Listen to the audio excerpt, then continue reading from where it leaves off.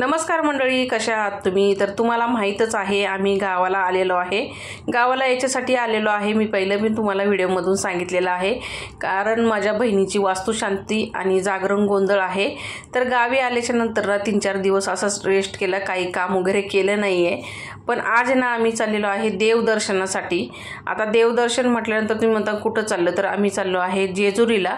तर तिची घरभरणी किंवा वास्तुशांती आणि जागरण गोंधळ आहे. तर त्यासाठी ना देव तिने नवीन बनवलेले आहेत.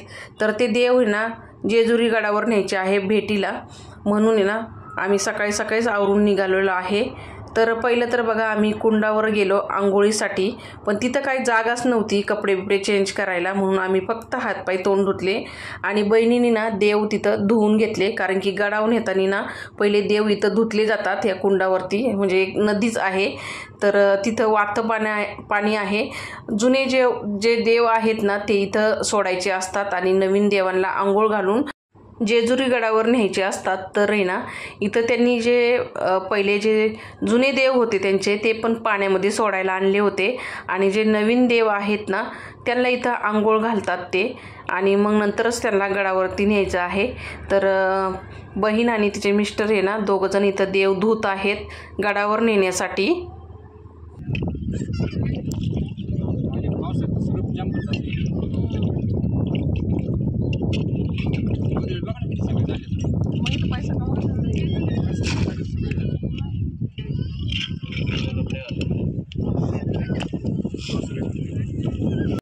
देव इथं धुवून घेतले त्यांनी आणि कोऱ्या कपड्यामध्ये मस्त असे झाकून घेतले गडावर नेण्यासाठी. तोपर्यंत मुलांनी इथं थोडी शूटिंग केली, फोटो काढले.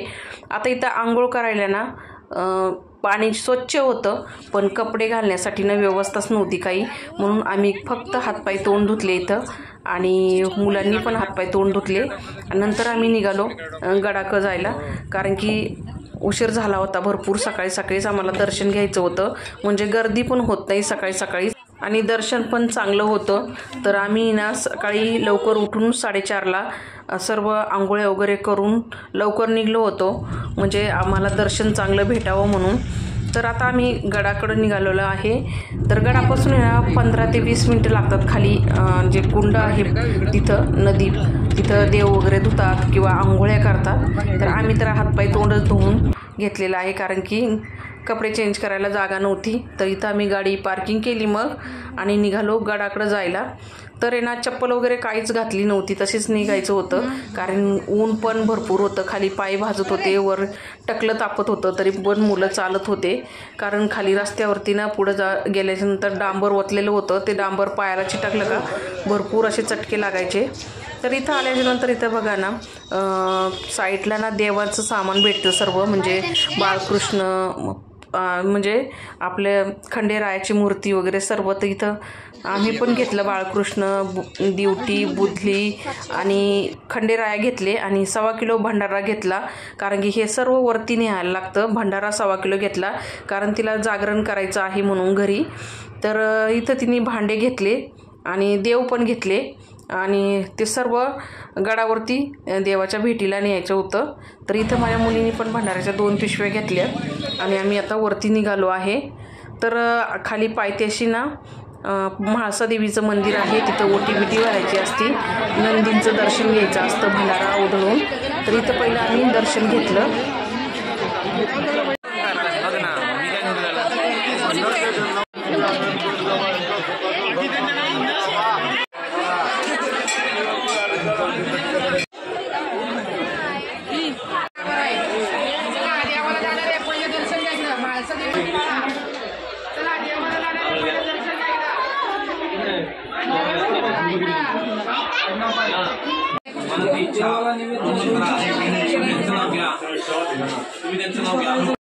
तर म्हाळसा देवीची ओटी भरली इथं मी आणि माझ्या मुलींनी पण भरली ओटी, आणि माझ्या बहिणीनी ओटी भरली म्हाळसा देवीची भंडारा उधळून. नंतर आम्ही दर्शनासाठी वरती निघालो.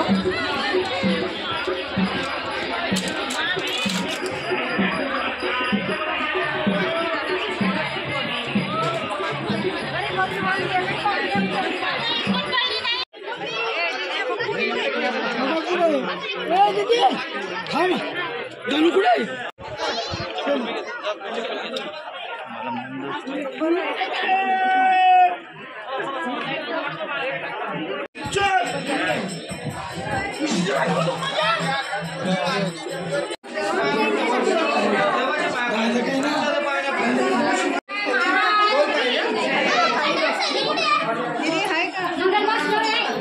तर इथं ना आम्ही गडावरती पोचलो. तर इथं ना नवीन जी आणि ड्युटी आणलेली आहे ती पेटून घ्यायची असती. तर इथं तेल आणि जे वात असते ती टाकून त्यांच्याकडून घेतली आणि दक्षिणा पण द्यावं लागतात. इथं दक्षिणा दिल्या आणि ड्युटी पेटून घेतली आणि माझ्या बहिणीच्या मिस्टरांनी ती हातात घेतली आणि जोपर्यंत आपण खंडेरायांना भेट देत नाही तोपर्यंत ती विजून द्यायची नसती. पण गर्दी असल्यामुळं काय होतं ती मधीच विजून जाती, कारण की तेल टाकायला नसतं म्हणून. तर आम्ही अर्ध्या रस्त्यापर्यंत ती नेली होती. तर इथं मुलं पण एन्जॉय करत आहे दर्शन. तर लाईनीला उभं राहिलो तर इथं बघा रिअलमध्ये खंडेराया झोपलेले होते. मध्ये तर त्यांचं पण दर्शन घेतलं खंडेरायांचं. भंडारा उधळून खंडेराया बिलकुलही हालचाल करत नव्हते, शांत झोपलेले होते. तर सर्वांनी ना भंडारा उधळून त्यांच्यावरती दर्शन घेतलं आणि लाईनीला उभे राहिले. मग तर आज काय जास्त गर्दी नव्हती. तर फायनली आम्ही जवळजवळ पोचलोच होतो मंदिराच्या. तर चढणीला लागलो होतं. इथे एक चढ आहे, त्या चढणीला नंतर आतमध्ये एंट्री झाली. तर मंडळी तुम्ही पण दर्शन घ्या खंडेरायांचं. थोड्या 1-2 सेकंदासाठीच त्यांची चेहरा दिसलेला आहे. तर तुम्ही नक्की दर्शन घ्या.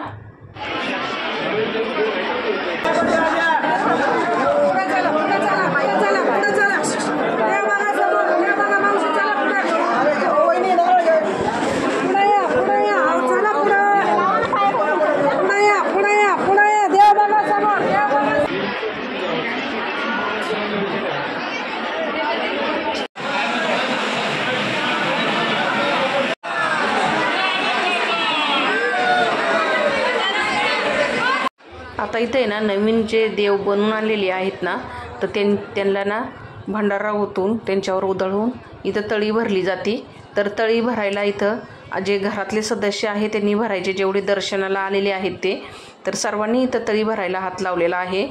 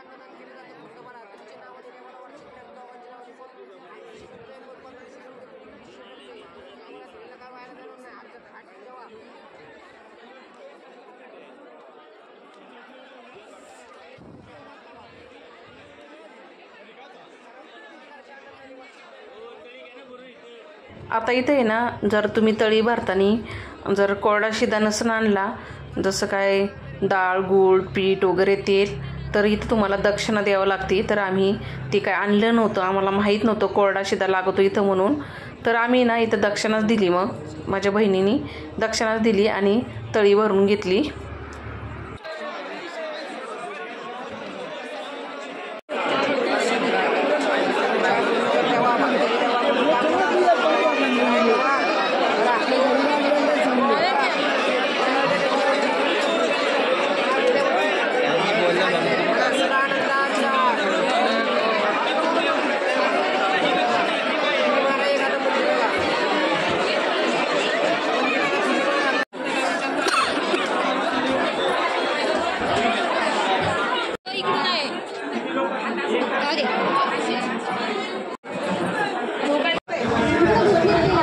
आता सर्वांचं दर्शन वगैरे झालं होतं आणि नंतर इथं थोड्या वेळ बसले सर्वजण मंदिरामध्ये, थोडासा विसावा घेतला. तर इथं हे बघा खालचा नजारा मस्त असं वाटत होतं इथं. तर मुलांनी इथं थोडी शूटिंग केली, फोटो वगैरे काढले आणि नंतर आम्ही निघालो खाली उतरायला. तर मंडळी, हा होता एक छोटासा व्हिडिओ. खंडेरायांचं दर्शन घेतल्यानंतर अजून पण आम्ही देवदर्शन केलेलं आहे, ते पुढच्या व्हिडिओमध्ये नक्की येईन. तर व्हिडिओ स्किप न करता शेवटपर्यंत बघा, म्हणजे तुम्हाला आम्ही कोणते देवदर्शन केले ते पण बघायला भेटतील आणि तुम्हाला पण दर्शन भेटेल. तर मंडळी, जेजुरीच्या खंडेरायांचं दर्शन घेतलं का नाही तुम्ही ते कमेंटमध्ये लिहायला विसरू नका. आणि आजचं देवदर्शन तुम्हाला कसं वाटलं ते पण लिहा कमेंटमध्ये.